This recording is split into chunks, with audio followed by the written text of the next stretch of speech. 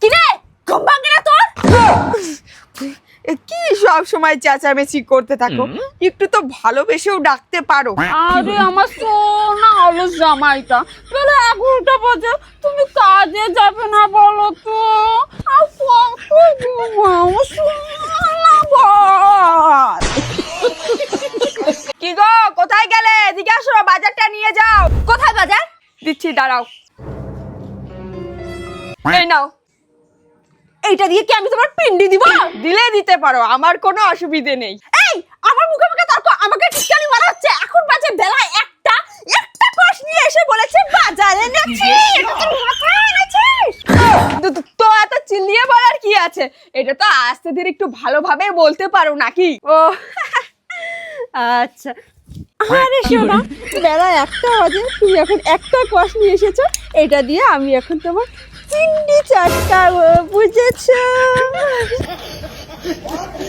কি গো, কবে থেকে একটাই শাড়ি পরে আছে? একটা শাড়ি কিনে তোমার মুরদ হয় না? না শাড়ি কিনে দিবে নাকি তোমার প্যান্ট গেঞ্জি পরে বসে থাকবো? উফ, কানের মাথা খাবে নাকি? একটু আস্তে ধীরে বললে কি হয় শুনি? শাড়ি কিনে দিবে নাকি তোমার চাকরি পরে বসে থাকবো? কবে থেকে বলছি এই মিক্সিটাকে ঠিক করে আনতে? ঠিক করে আর কোনো নাম নেই, শাড়ি খুলে mobile TV mobile TV mobile TV. লোসা, তা কোনো কারমেন না। সব সময় এরকম খ্যাক খ্যাক করার কি আছে? কোনো কোনো সময় তো একটু অন্যরকম ভাবে বলতে পারো নাকি?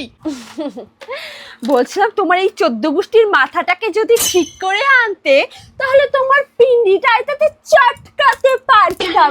দয়া করে একটু মিক্সিটাকে ঠিক করে নিয়ে আসবে।